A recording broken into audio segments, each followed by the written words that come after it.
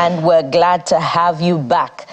You know, oxygen is as important as life itself, and we often take for granted that we're able to breathe and breathing and breathe out, you know, until you find some people who have health challenges and they struggle for oxygen and they pay for oxygen. So oxygen is very, very important.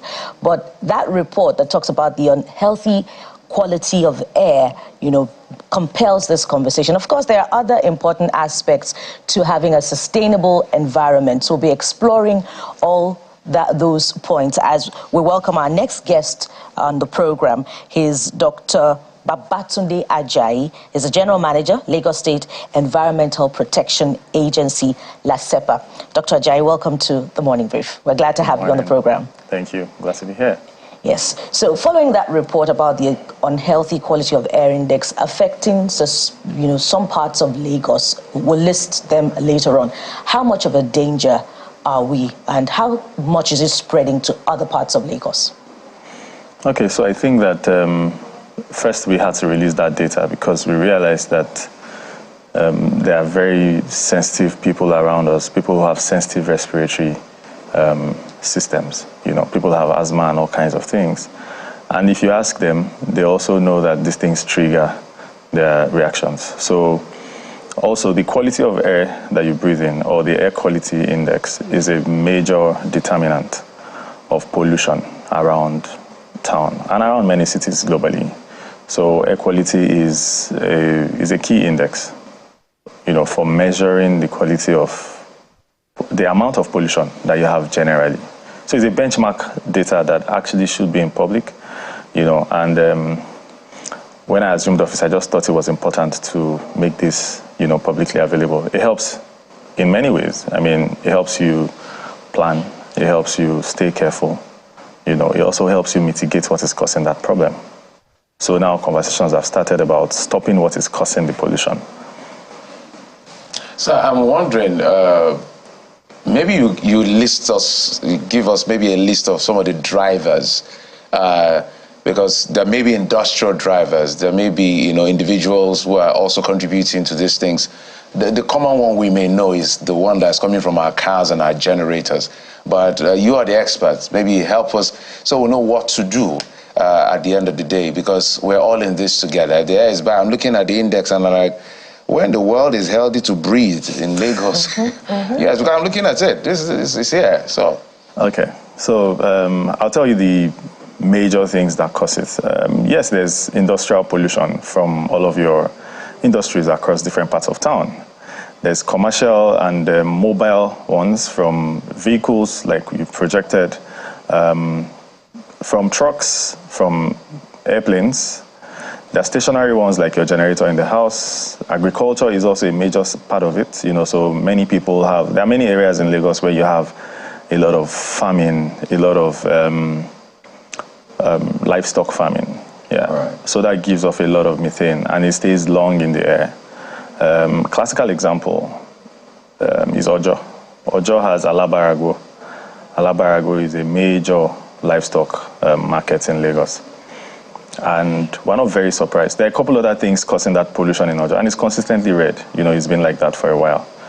But, you know, bringing out this data helps us manage it a little more consciously, as it were. So the causes are, you know, generally like what I have listed, you know, vehicular emissions, you have industrial emissions, you have residential emissions, like what you have in your generators at home, and agricultural. Agricultural is from livestock farming and fertilizer production or fertilizer use, you know, across the agri sector. Let me just stop my own part by thanking you for releasing that data. Right. It's a very, very important tool in this conversation. And please don't ever stop. Don't ever stop putting out that data, because it raises awareness. It ensures that people are aware that, wait a minute, this is actually real. And by the way, if you think this is just a Lagos thing, there's a shocker for you. In fact, I think it was 2022 when the data was released, the FCT's air was actually worse and one of those indexed than Lagos. So You may be in wherever. Just make sure you ask your government. What about rivers? Rivers, exactly. This looks like rivers. So this is actually a reality across board. Rivers, you have gas flaring, soot, industrial, and the rest. And this is for Lagos particularly. Ojo, I don't want to say the biggest culprit in this. Bariga, then followed by Agege, LSDPC estate. In fact, LASEPA, Ikeja, that area is also on the list. Shows how much of a concern this is across. But we're talking Lagos today, but if you're in other parts of the country, ensure that you ask the right questions. But speak to this. Yeah, that's essentially the breakdown for the other parts of Lagos on the screen. In fact, Banana Island to make the news recently. Made it into the list. I'm surprised with the air coming from the sea. And they said, wait a minute, we thought we were the elites, the rich ones. We should have the best air. I know you speak to that, but I want us to talk about now the solutions and what we can do. I mean, on the show yesterday, we brought this mask because some of the areas in Lagos says very unhealthy, and the recommendation is that this kind of mask should be used. So in terms of the solutions, now let's talk about it. How can we walk through this? So I think that what you don't measure, you can't really solve, So what we have done with putting out this data, like I said earlier, is to stimulate conversations and help us mitigate the issues. So the first thing is addressing what the problems are, right? So in many areas, or in some areas, there's open burning of both both refuse and electronic waste, in Ojo in particular. Alaba is the headquarters of electronic dumping across the world. All the used material, ends up in Alaba. So they have an open area where they burn things, right? They burn plastic. So that process and that whole activity generates a lot of soot. Now, because we now know, because we are now more careful and, we have started this journey, we're now more deliberate about stopping some of those things. So educating people around Alabarago, for instance, how to manage waste, dung, and all of that. In Agege, you have the abattoir, is probably the biggest in Lagos. Well, let me not. If it's biggest in Lagos, then it's biggest in Nigeria. Goes without saying. I see what you did there. So yeah, there's a lot of cow skin burning. And the methods, the burning methods are not very healthy. So it gives a lot of soot, and that affects the quality of air in that axis, right? So for different areas, there are different things. Also in Ojo, again, there's construction pollution, which is one thing that we probably don't talk about enough. Construction, demolition, pollution. Cement industry is one of the biggest contributors to pollution. The particulate matter from cement is a lot, right? And it is significant. So in areas, again, Ojo, where you have the construction of that highway all the way, and it's been on for a while, there's also there's a lot of construction. There's Nigerian also coming up there. There's pollution from a lot of our activities. There's almost no local government around town where you don't have construction, at least 100 going on at every point in time. So all of that activity also contributes to the quality of air that you have in that area. If you know anyone who lives next to a construction site, or if you are unfortunate to live next to a house that is currently being built, you wake up in the morning and you see all kinds of things. Of course, there are measures to combat those things. So data like this helps us initiate and then monitor those measures, and it helps us, make sure that people are complying by the standards. The standards are clear, and they are actually very, very, clearly written out. People know them, but compliance is 99% not voluntary. I mean, in this part of the world, we don't like to comply by the rules unless you introduce enforcement. Some of these activities are inevitable. For instance, you talk about Ojo, Alabarago area, the livestock market. They have to do their business. Absolutely. And we can talk about, other parts of the state. But what advisories can you offer these professionals? I know during COVID, there was a lot of education about how it spreads, and some state governments responded, by sort of disinfecting the environment. So what sort of advisories can you offer these professionals? Okay, so the advisory is first in partnership with the health professionals. And beyond health, health first. And for health, I know that for very sensitive groups, people who are generally more predisposed to respiratory disease, they would not want to stay in areas that are very polluted. It will trigger it very frequently. You probably have also heard stories about people who had recurrent triggers of their asthma or any other respiratory illness, and they moved from one place to another, maybe from Lagos to London or Lagos to Abia is not a good example, sorry. Lagos to Kaduna, for instance. You can say Ibadan. Okay. All right, it's Lagos to Ibadan. And then, because of that move, the trigger has reduced because the pollution you have in Lagos. I mean, the sheer number of vehicular movement in Lagos is humongous.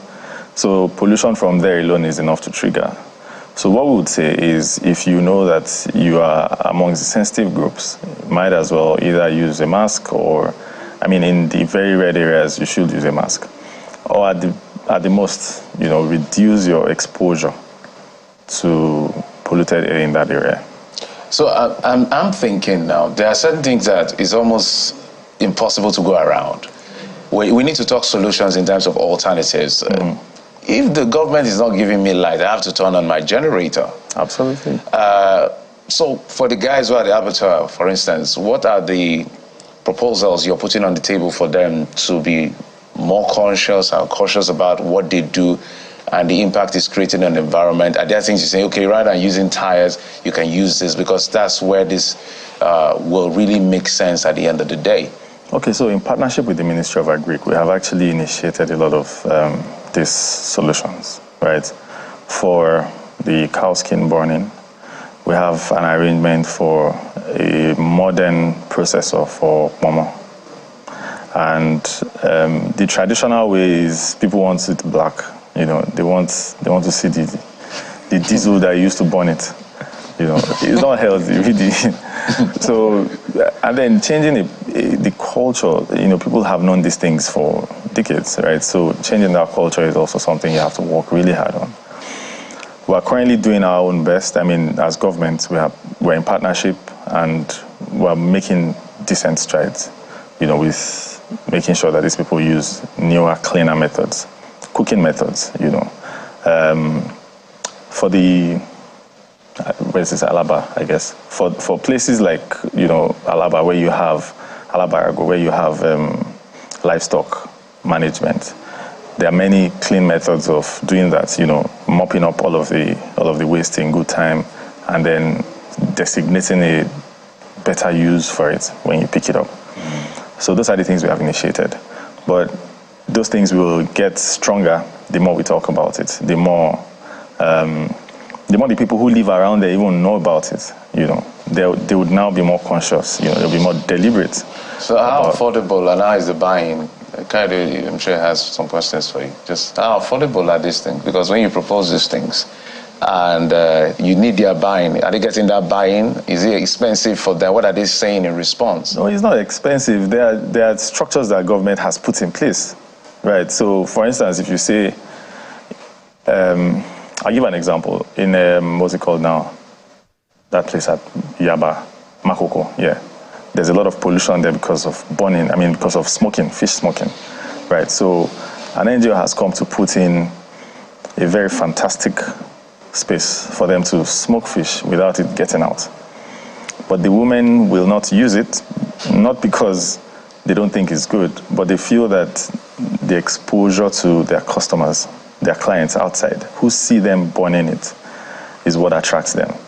You see what I'm saying? So they feel that whoever wants to eat fish wants to see you burn it. And while doing that, there's a lot of pollution from it.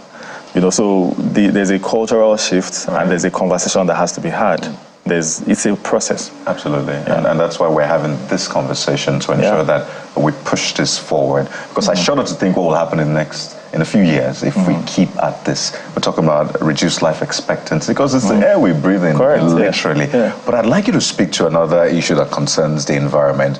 I think it's a week to go for that 3-week ultimatum given to styrofoam merchants. Both the users and particularly the manufacturers, because I know that the ministry gave 3 more weeks, some sort of 3-week grace, so everybody can get their acts together and fall in line. So maybe, and I know you play a major role in this, a critical role actually in this, and I saw data that I think a huge chunk of the waste is made up of styrofoam alone. So imagine taking styrofoam out, that will reduce our waste, but naturally there's been a lot of controversy around this. But walk us through the implementation process, if we could just do that, because it's not just manufacturers, the eateries, they use styrofoam. Jeffrey likes asson, for example. So asson is served on too much rice served on styrofoam. So maybe walk us through the implementation process. Someone was asking, would there be a styrofoam police? That was, I mean, on a lighter note, but walk us through what the government is thinking. So again, we pass this out there so everybody can work together. So the Honorable Commissioner, Tokunbo Wahab, a while ago has actually reeled out the process. The first thing is that there's been advocacy for the longest time, but it's just now stronger, right? And everybody's talking about it. Loma is leading the charge, and Loma is identifying every spot where you have those huge volumes. People already know, and manufacturers know. They are mostly outside Lagos. They bring it into Lagos, and they already know that Lagos will no longer be a market for this. So there's advocacy by Loma and the ministry and LASEPA. There's a lot of one-on-one engagement from even environmental health officers across the state. Wole environmental officers are the closest to the people in terms of the neighborhood conversation. So there are videos all over the internet where they have gone to markets, they have gone to people who use them.